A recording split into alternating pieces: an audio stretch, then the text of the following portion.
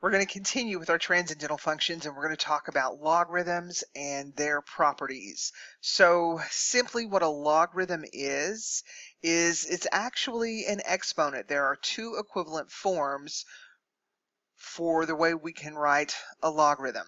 So here's what we're used to. Y equals log based A of X. So here's the logarithm, right? And here's the anti-log, and here's the base. So we have an equivalent way to write it as an exponent, and that is the base to the logarithm equals the anti-log. So the way to remember that is the base A to the anti-log, those are right next to each other. They are not right next to each other in the equivalent exponential expression. It is a to the y equals x. So you're going to split these up. You're going to have a raised to this power equals the anti-log. So a logarithm is an exponent, and log based a of x is the exponent to which a must be raised in order to obtain the anti-log x. A is the base, x is the anti-log. Here they call it the argument of the expression, and the value of x must always be positive. So there's just fundamentally what a logarithm is. So here we have the logarithmic form, log base 2 of 8 equals 3. If we were to write it in its equivalent exponential form, we have the base raised to the anti-log, or the argument, equals this value, 8. So 2 cubed is indeed 8. Here our base is 1/2, that's the base here, raised to this power, -4, and it must equal this value. And it is true that 1 over 2 to the -4, remember that -4 applies both in the numerator and the denominator. Well, 1 to anything is 1, so that's why I say we have 1 over 2 to the -4. When we cross the line, we change the sign, so we're going to bring 2 across that fraction line, and it makes it a positive exponent, and that is indeed 16. So that's why that's a true statement. Here, 5 to the power of 1 equals 5. That's this exponential form. And 3/4 raised to the power of 0 is going to equal 1. Anything raised to the power of 0 will equal 1. So now we know that if we can turn this, a logarithm, into its equivalent exponential form, then we can solve for any variable that might be in that logarithm. We just have to remember what the exponent is and what that's equal to. So this says 4 raised to the 3/2 power must equal x. And let's talk about 4 to the 3/2 power. We know all about exponents. Remember, the numerator is the exponent, so that's 4 cubed. The denominator is the root. If we have a fractional exponent, the denominator of that fraction is going to be a root. So this is actually the square root of 4 cubed, and 4 cubed is 64. And we know that the square root of 64 is 8. So pretty straightforward, not difficult to do. We can solve these logarithms.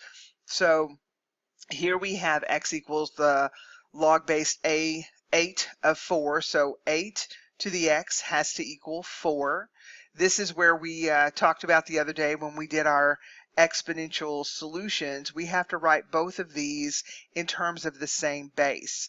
Well, 8 is 2 cubed and 4 is 2 squared.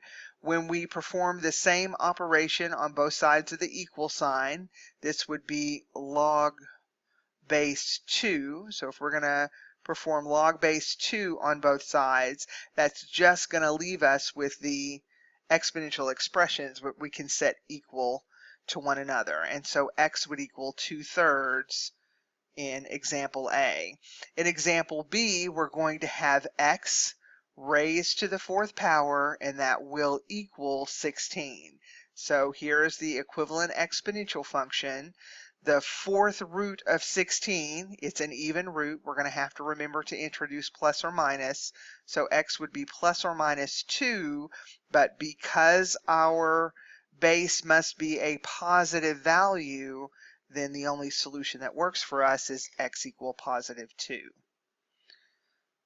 All right, so let's talk about the common logarithm.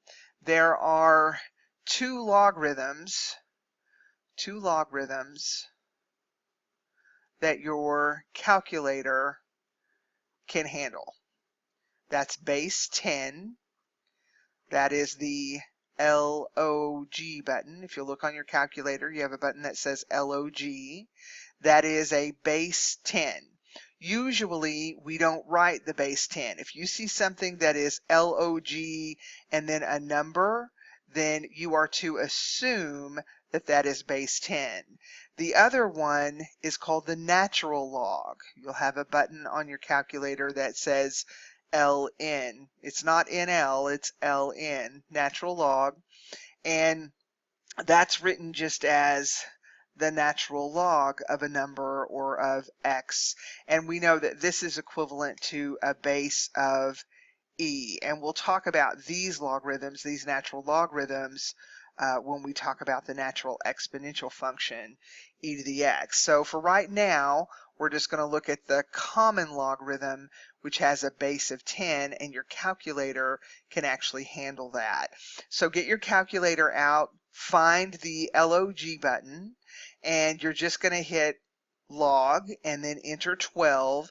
It probably will open a parentheses for you. You can enter 12 and close the parentheses, and there's what you should get. The log base 10 of 1/10 or 0.1 is -1, and log base 10 of 3/5 is this negative value here. So there's logarithms can be done on your calculator, but it has to be base 10 or base e in order to use your calculator. So let's talk about properties of logarithms, and this is true for any base a. Any base a for any logarithm, these three properties are true, always true. So because we can write this in its equivalent exponential form, this is telling us that a to the 0 must equal 1. And that's true because we know any real number value, and our bases are real number values, raised to 0 will equal 1. Now, we're going to find out as we get higher and higher and higher in mathematics that this is not true when a equals 0. It's not true that 0 to the 0 will always equal 1. So that's why they have this if. If a is a positive number, this is saying a can't even be a negative number, and a can't equal 0. So this is only for positive real numbers except for 1. A cannot be equal to 1 because 1 doesn't behave under exponentials like any other number does, because 1 raised to any value is just 1. So if we were going to graph this function, we would just get the horizontal line y equals 1. And we know exponential functions are not constant functions. So that's why 1 has to be thrown out of the potential values for the base of a logarithm. So number 1 we know is true because a to the 0 equals 1 for any real number value a. If we write this equivalently, we know that a raised to the k power must equal a to the k. Well, that's a true statement. Anything is always going to equal itself. And this speaks to what I've been saying over the last couple of lessons. Exponentials and logarithms are inverse operations. If I have an exponent with a base of a and I raise it to the power of log based a of k, these two functions undo each other. They are inverse operations. And so that's going to map me back to where I started. The very first thing that was put into a function machine was k was put into the log based a function machine.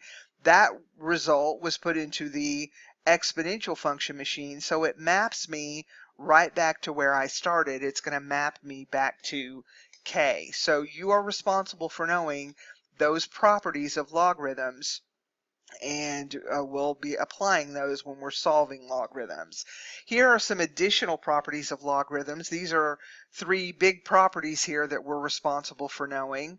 One's called the product rule, one's the quotient rule, one's the power rule. We will use these a lot in exploring our logarithmic work, in solving log equations, in expanding and simplifying logarithms. We'll actually even use them a lot in AP Calculus. So these are big. Make sure that you know these. You don't necessarily have to know that it's called the product rule or the quotient rule or the power rule. I just want you to know these three rules for logarithms and be able to apply them whenever you need to. And here's what this first rule says. First, we have some ifs. X has to be positive, Y has to be positive, your base has to be positive but can't be 1. So we have to have positive expressions in X, positive expressions in Y, and we have to be able to have the logarithm, which we found on the last slide. Those two things are required. So the log based A of a product, anything times anything else. Okay, it doesn't necessarily just have to be a single variable. It can be an expression in a variable. But if we have a product, if two things are being multiplied together, then an equivalent way to write that logarithm is to write it as a sum. So the product of the log of a product is the sum of the separate logarithms. So we have log based A of the first factor in the product plus log based A of the second factor in the product. Now we have a quotient. If we have something that's being divided by something else, that can be equivalently written as log based A of the expression in the numerator minus log based A of the expression in the denominator. The expression in the denominator is the one that goes after the minus sign. And finally, if we have an expression that's raised to a power, log based A of anything raised to a power, we get to pop the power down front. And now we have that power times the logarithm of base of just one expression. So that power gets to pop down front if our expression is raised to a power.